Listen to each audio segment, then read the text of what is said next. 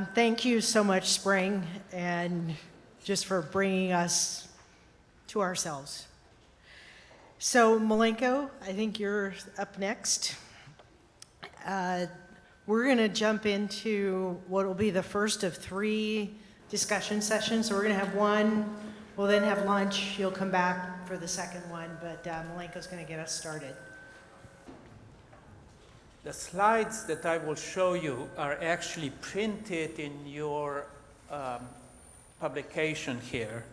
I know some of the letters are very small, but the purpose of this is to help you imagine where we are on a journey. So the model that I'm using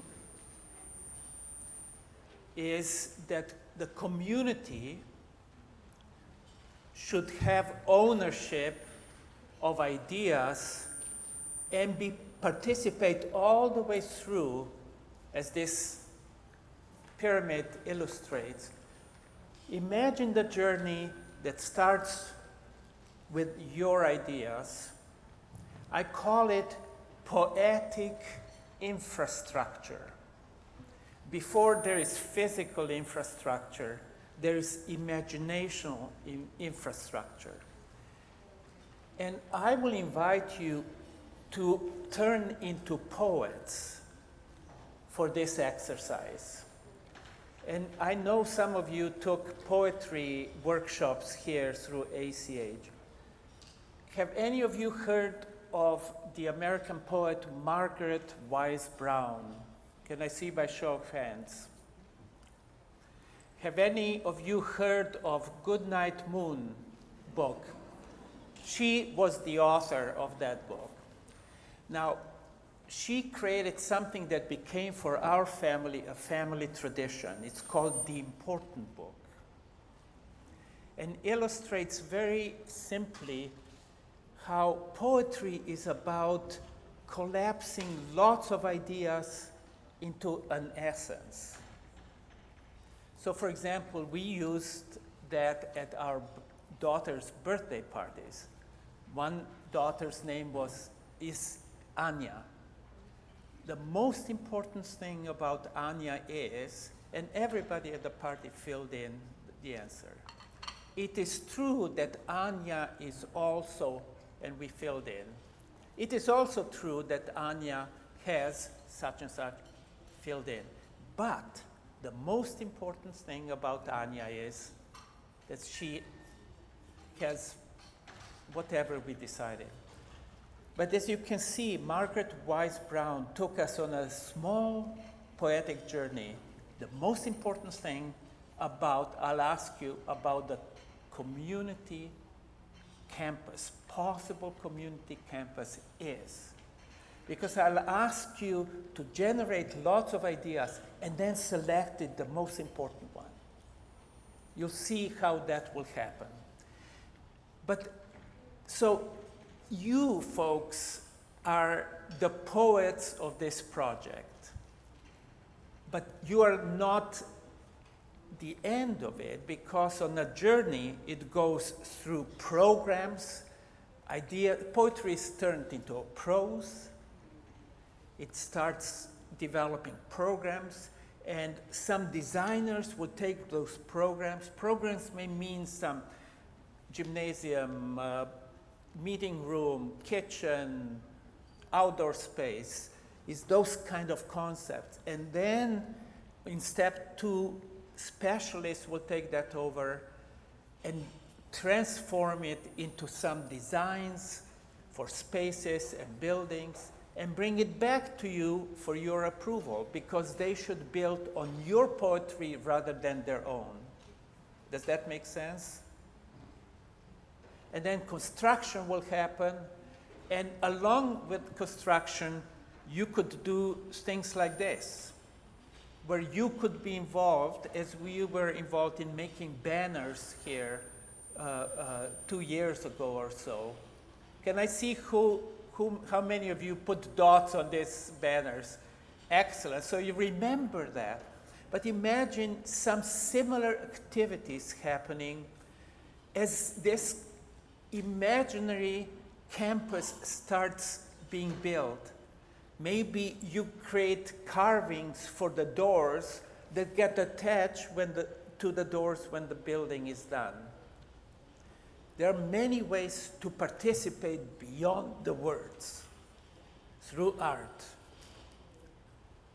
And so at the end, step number 5 will be blue ribbon, cutting, celebration, merriment, dances, and then the space will become a place of service that you imagined right at the beginning. The pyramids cannot be built from the top down. They're built from the bottom up. And what I want to impress on you is that you are the foundation of this journey.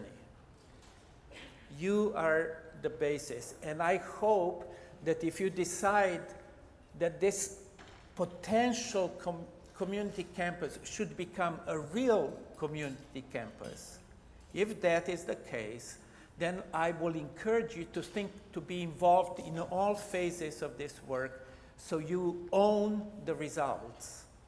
And at the end, if we're successful, you will say, this is my campus rather than this is ACH campus. Does that make sense? So that's the model. When you turn it into a circle, it looks a little bit like this. I will not bore you with this, except to say, be prepared for a long journey, because each one of those circles may represent a year of work. So what makes projects like this work, and what I encourage you to understand? You're very important, foundational poets of the project, but you are not the only one who will shape it. And in this thing you can see there will be funders and others and local decision makers and neighbors and architects and permits and all that will create this minestrone soup of concerns, of which you and your wishes will be some. But you may discover along the journey that you will need to be flexible and adjust to the contours of evolving terrain. The other thing that will make it work is if you recognize that if this is going to be a model for the future, we're all learning. We're all learning as we go along. 3, that you need to understand that huge amounts of invisible work will parallel anything that is visible. What you'll notice will be supported by this invisible layer of work. Emily here at the table right in front of me writes grants and will write grants to make something like this possible. You may not see that work, but you will see the result of that work. And so there will be some equivalence to funding in design and construction costs and all kinds of invisible activities. Please remember to be patient with that, which brings me to number 4. It may take many, many years to complete an ambitious project like this. And unless we are patient, we will not understand what next step is needed. We will not know how to spring into action. And so as we go into specific exercise, some of those agreements that Liz was talking about, please bring them to the tables. Everyone participates. That simply means that you gauge your words in such a way that allows time for other people to also contribute. In other words, don't be long-winded. Use few words, keywords. This is where poetry comes in. What is the most important word in my idea, or few words? You're collapsing these paragraphs of thoughts into few keywords. As already mentioned, no side conversations, because all the tables will work. and imagine one conversation at every table, we'll have chaos in this room unless we focus on one person at a time at the table, we'll be lost. So, and if you go more than once around the table, which I hope you will, because you'll have more than one idea, start thinking about how to link your idea to those of others.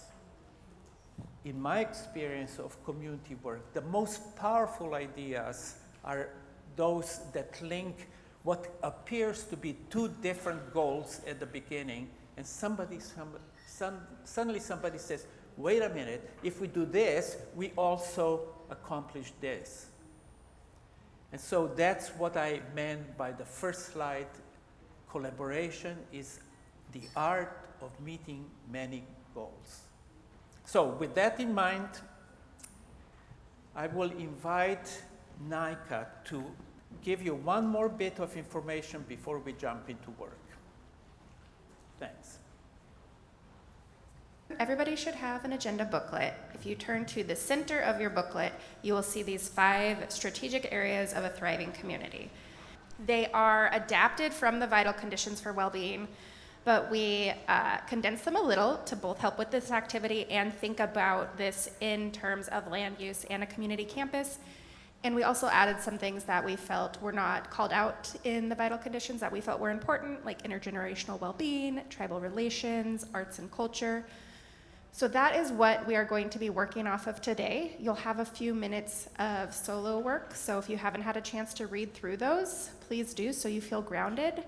Everybody should have an ACH member at your table that will be facilitating this project, so look to them if you can raise your hand so everyone knows who you are at the table.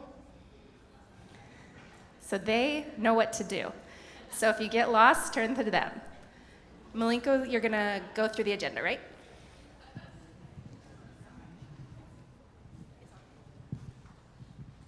What you'll do at the tables is that you'll quickly introduce yourself to each other, name, affiliation, that's it. We don't have more time than that.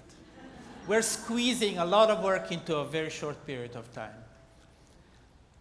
We will ask some of you, the facilitators, well, what do you remember from the context that was explained in the morning? What Liz said, what Matt said, what I said. And very quickly, in 1 minute, just toss out, popcorn out some of the ideas, because it will be a reminder of the context in which we're working.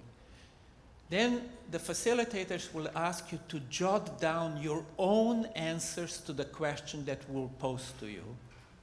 And the question is basically, what ideas do you have for the possible community campus, given everything that you know? And then we'll ask you to share your top idea around the table, only one idea at a time, and go around the table, and you start collecting all the ideas. And as you do that, the facilitators will ask you to place your idea into one of those five strategic areas, so that we will start collecting ideas in those classes of ideas.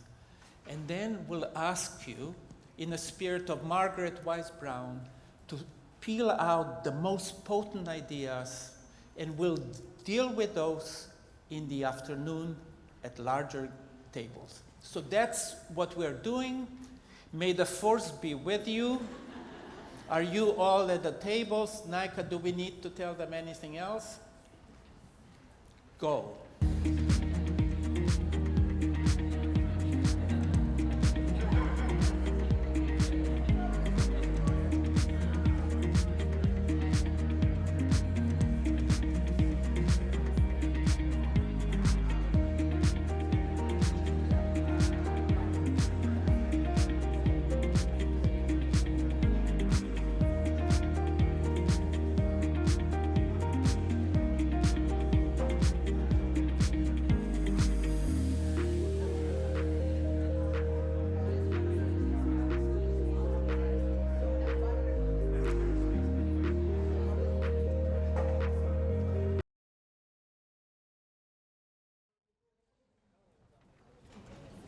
what great work is happening under the umbrella of ACH. Amazing. You should all be proud of how many fine activities this room represents. Alfredo and I chatted while you were working this morning around the tables.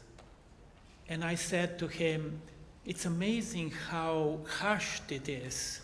I expected a lot of sound, loud sounds. It's more like a river, listening to the river. And he said, it's the sound of civilization. And I love that. So we will now have another turn at that. Nika will explain where you will take your chairs, at what group. Are they taking their chairs? Yeah, unless you want to stand. But remember when I was talking about the important book by Margaret Wise Brown? What you have in front of you are the lists of all the ideas that all of you recommended as the top ideas from your small discussions. They're all written down on flip charts in 6 different areas. And what we'll ask you to do is look over the list, see if something is really missing. Take a minute or 2 for that. And then it's all about asking the question, of all these things that are on a flip chart, which is the most essential? Which is the most important? And you will say to yourself, it is true that this is also important, and it's also true that something else is important. We'll ask you to identify 5 ideas, but at the end you'll say, but the most important idea is such and such and such. And those will be the marching orders, that collection of your choices. You'll march forward into the hands of ACH to guide them in the next steps of this project. We'll ask you to do one more thing, as Nika reminded me. Sometimes we confuse values with goals. Values are qualities. Goals are achievable actions. So one of the things we'll ask you to do is separate those two, and simply by circling values. So for example, beauty is a value. You can never finish that goal. But artworks integrated into a building are goals. Do you see the difference? Or safety is value, but lights at night are goals. They lead to that value, but they are specific. And then we'll ask you to have a group discussion to peel out those most important goals that you have, that you will identify. So that's the mission we're sending you on. We expect more sounds of civilization coming from your small groups. In the morning you worked at 25 tables. From now on, you'll work in 10 larger groups, and Nika will explain where you're to go and how we're going to do it and when to regroup. Thanks, Nika. Thank you.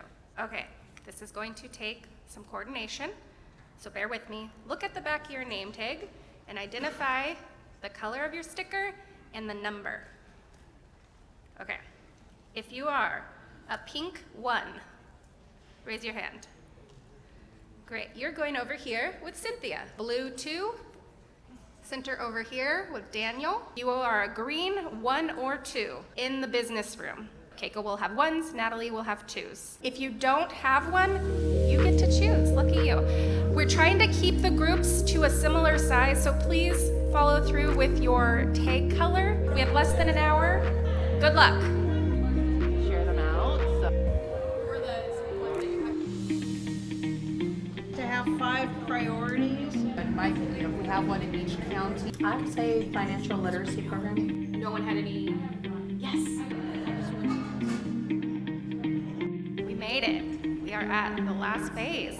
Nicole and I were standing at the back where you all were in your groups, and we were both like, we've never seen people not standing around talking. Like everybody was in their groups and engaged and excited, and it was just really, really incredible to see. And I've never seen every single table full, almost every seat. So this was just a really beautiful day, and I'm just so thankful for you all.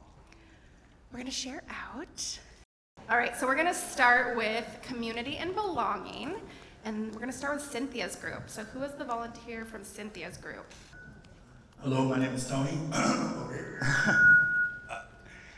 So we, a lot of us agreed on the multicultural and multi-generational space.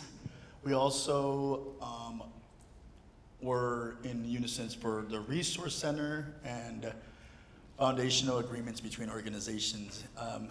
And we felt that some of these also tie in together when you think of organizational data, infrastructure to improve regional resources, and other opportunities like community kitchen and being ambassadors of hope. We did brainstorm a little bit more into different categories, but ultimately it brought us back to these 6 right here.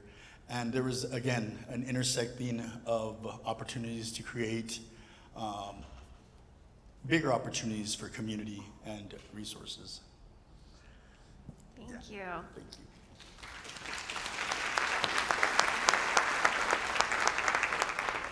All right, and Rachel's group. Oh, same table. All right, I was part of Rachel's group. A lot of overlap between last group and our group, but the ones we came up with were also multicultural and intergenerational gathering space, enrichment and outdoor space, which would incorporate recreation opportunities, educational opportunities, as well as community engagement. And specifically, we want a kitchen, and then a hub and spoke resource model. So centralized services, material resources, as well as a referral system to get resources out into the greater community if they can't access the brick and mortar location. That's all.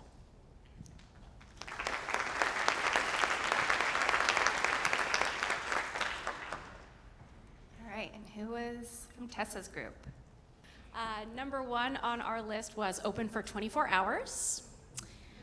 Rotating organizational use, sharing resources and workshops, wraparound mobile services, multi-use building with housing first, and clinic space.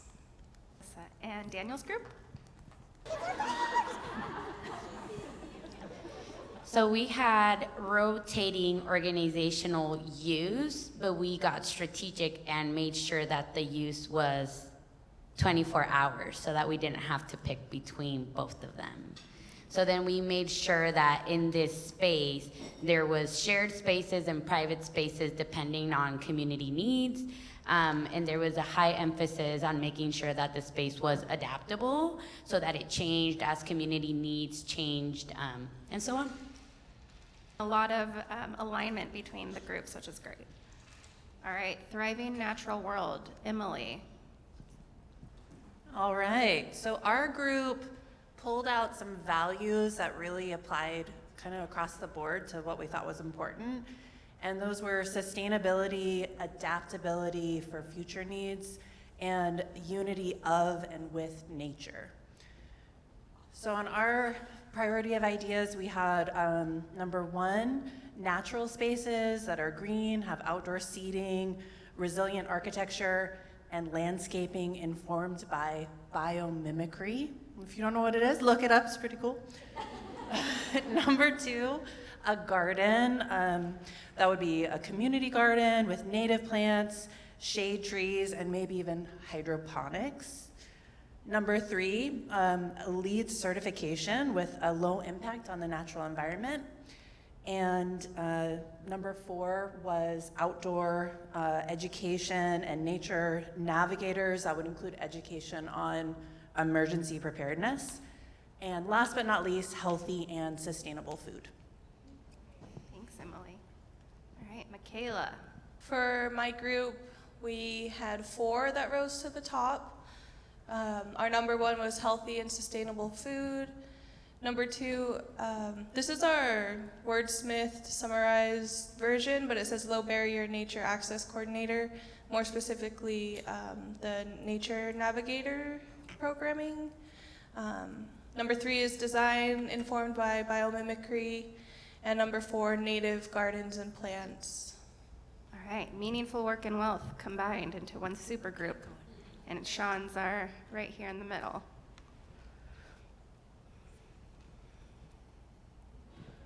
Yeah, we had intergenerational workforce and skill development, financial literacy, trying to make sure that it is flexible meeting and learning spaces for both clients and partners.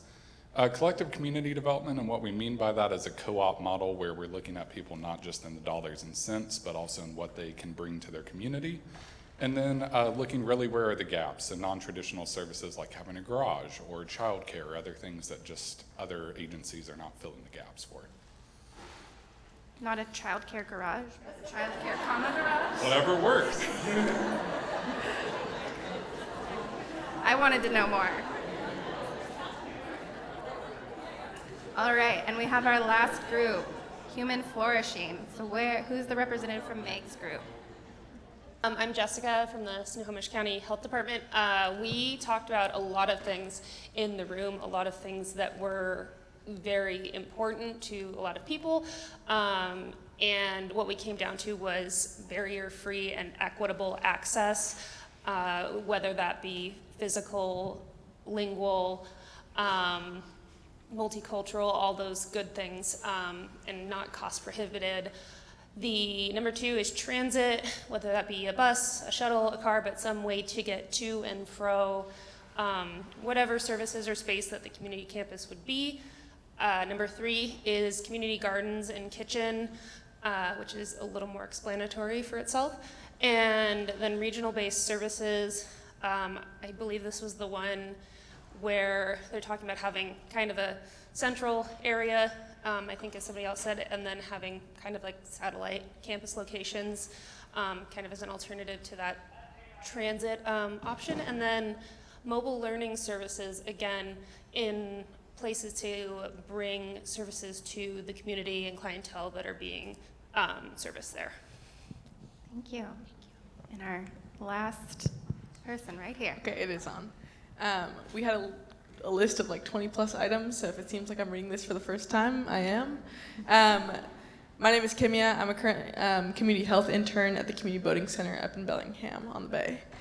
The first thing we came up with is transit, just to make it accessible for people to access the space that we're trying to create.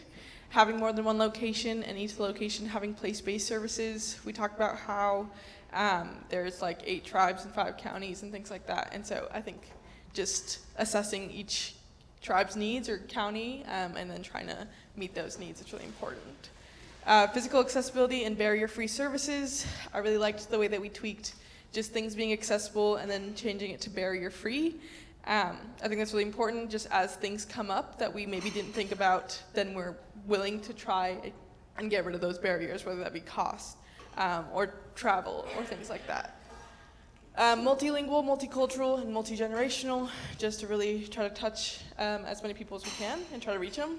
And then a multi-purpose space, an art, play, cook, maybe like a community kitchen or things like that for people to connect. Thank you. All right. Well, let's give yourselves another round of applause because that was a lot of work that we did today. So we are going to take everything. We have all of these notes and slides and a million flip chart papers that we will put into a report and share out so that nothing is lost. You can all follow along on this process with us. But again, just eternally grateful for all the work that you've done today. And I am going to pass it over to Milenko, and I think just Milenko right now, and Liz.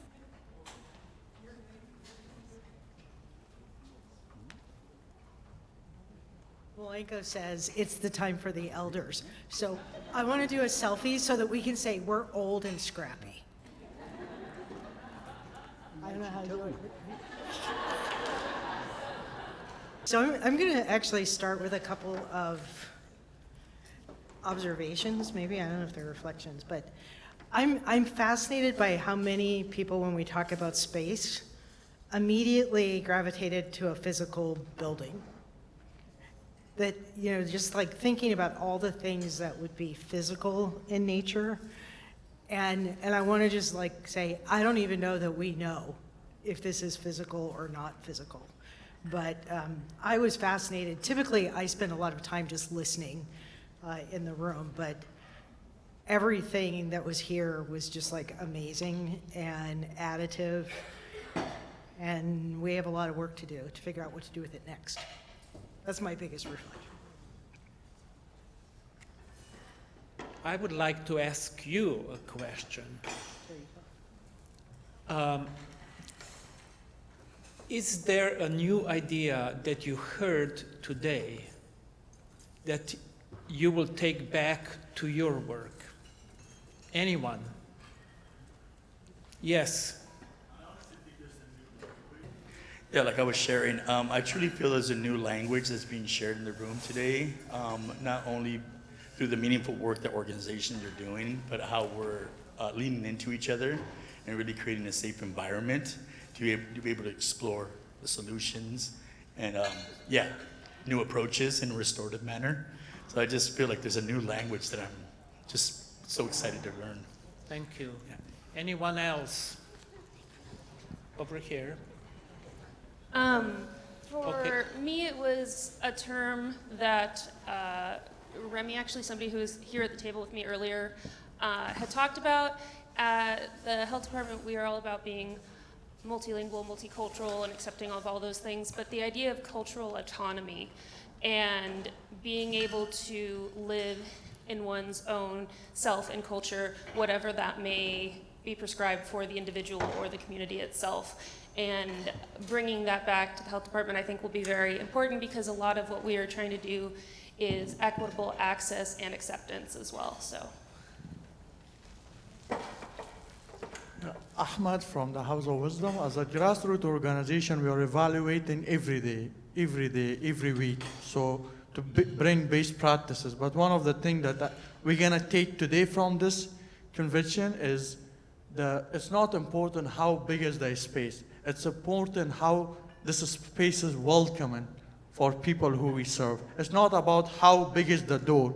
It's actually important who is on the door and how our staff is welcoming our communities. Like how when they enter and they see somebody a smile in their face, like opening their hand, and they feel like they belong, which is what the North Sound ECH mission is and almost everybody else is. So this is what we're gonna bring back. Thank you. So the question I asked was, I'll rephrase it. Did you hear any ideas from anyone today that surprised you, that you say, I learned something new? You alluded to that, Tony, but any other insights?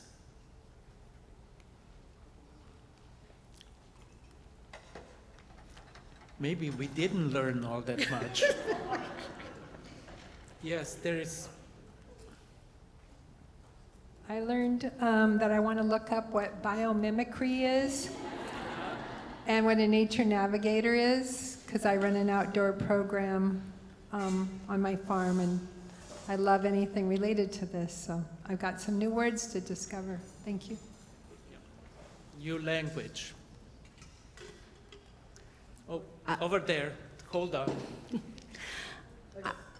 I learned that our community thinks that we're trying to do all of these things in our own little bubble, and all of these little micro communities throughout our region are all working on these same issues together. I think something that kind of surprised me that I heard but also really enjoyed hearing, I think being in a setting of a university, specifically Western, I hear a lot about physical accessibility. Like, is someone able to enter this space? Are they able to comfortably fit their wheelchair through this little railway? And I really think I enjoyed the way that Faith was talking about things, of just being like, okay, like it's wide enough for something to fit, but can they leave in the case of an emergency? And all these things that we don't necessarily think about. We think about the regular day-to-day things and making those things accessible and easy, but it's like, in the case of an emergency, God forbid something happens, can this person leave safely? And I think that was really cool, something I thought about.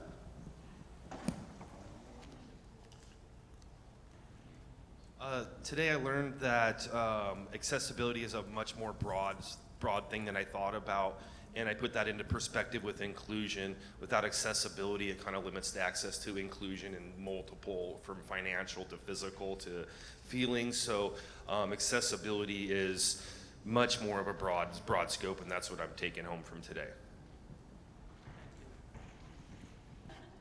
You know, I learned that in my time being immersed in county-specific solutions and working with county-specific social service organizations, that not only is everybody county by county bound, that we're actually starting to see more of that regional influence and you know, partner agencies that are willing to, or that have the ability to work county to county, but I'm also seeing that all these innovative, creative solutions that are being put on the table in multiple counties within this region are actually happening with other agencies in other counties trying to emulate the same types of models like the host home program and some of the innovative youth coalitions.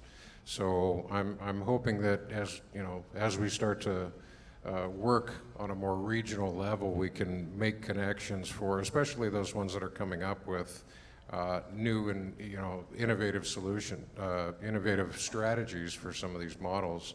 Try to get everybody working better together, because we can do better if we're all working together. So. I'm going to build on that with the networking. It is wonderful to meet so many people doing similar things but different in different ways, and trying to expand my audience so that I am not a taker but a giver, and partnering more effectively. And so I think this networking opportunity teaches me every time I come new ways of achieving that.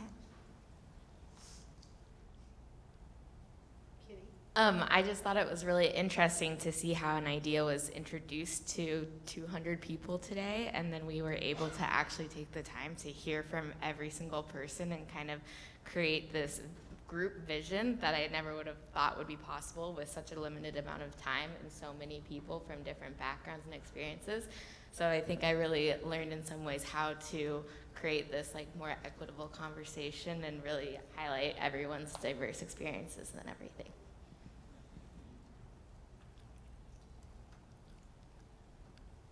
You know, I was surprised also how well it worked, because as Liz said, I have experience in this, but the largest group I worked with was 150 people. And this was different, and I was mostly surprised by what I mentioned already, this sound of civilization, this river of sounds that somehow together still made sense, and how intelligent that sound was from all the tables. And that's a wonderful, wonderful experience to have for me. And if I could add to that, how many of you get to plan like trainings and meetings and stuff? So there's always the notion of, you got to have like your learning objectives. You got to know like what's the outcome. You got to know how you're going to evaluate the meeting. And so for those who've been, and Diane is like one of the people who's been on this journey with us for, 7, 8, 9 years. For our team to plan a meeting where we do not know the outcome is really tough. Like, that's scary for us as a team. And the notion that you all would sit here through a meeting where the agenda said exercise 1, exercise 2, and exercise 3, like the level of trust that we have in you and the level of trust that you extended to us to walk through this exercise is pretty astounding. It is one of the ways, if Matt was up here, I'd be going like, how do we measure that in our thinking about how we measure the network? but I am always stunned by who's still here at the end of a day, as opposed to the folks who were here at the beginning of the day. This is the most full we've ever been at the end of a convening day. Like, this is amazing. And knowing that we're supposed to do kind of like a wrap-up thing, we don't have like, and so the next steps are this, this, and this. The next steps are, we're gonna continue this. You're gonna be like, we're gonna be coming back to you. We're gonna be going to partners who weren't able to make it today. Like, we wanna be able to be inclusive, going back to some of Faith's kind of both cautions and advice to us. So how do we continue this open door of trying to gather information from our partners? There are lots of ways for us to go to people with money, philanthropy, government, and ask them, so what do you have money to give away for this year? But we're not even at that stage until we hear from you all. I mean, I think that that's the power in the relationship that we're talking about. Is when we talk about co-design, you're like at the pencil on the napkin stage with us, right? That we're really going that's why we're going put all ideas, think big. Don't assume that we have to fit into something. In 3 years, maybe we will, but the amazing trust that you extended to us in sharing your ideas is know that we do not take that lightly. It's really profound. May I add something? Yep. The organization that I led built 60 parks with community members involved in all stages of the work. And the most critical moment was when people gave ideas like you did, but some got so attached to the ideas that they insisted they be carried all the way through to the end. So somebody would say, I just came from Mexico and I saw pink walls. I insist that we have pink walls, right? It was that kind of attachment. What I will ask all of you is to kind of offer your ideas and almost symbolically put it into a recycling bin, because you cannot be attached and angry that my idea did not survive until the end. There will be so many surprises along the way, so many unexpected turns and twists, and as you go along, that to participate and continue to participate is essential. To be generous and flexible is as essential on that journey. And I would recommend to ACH to walk with you together into the new phases of this discovery. And you will have that pyramid slowly being built, but from the foundations of who you are and your soulfulness, rather than finances, for example, or engineering solutions only. That's kind of the challenge. And watching you work, I have full confidence that you can succeed.